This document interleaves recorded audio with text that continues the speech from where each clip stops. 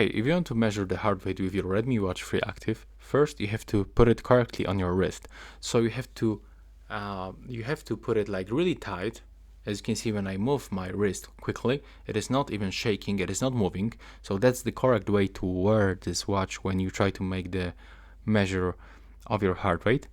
And then we have to click on the side button, and from here we have to go into this option. Yeah, there we got the heart rate, so click on it.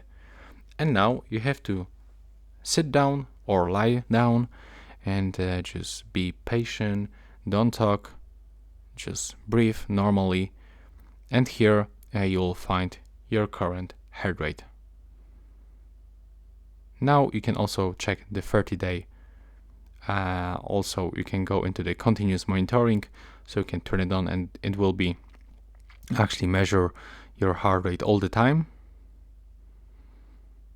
And that's basically it. Right now, please subscribe to my channel. Bye bye.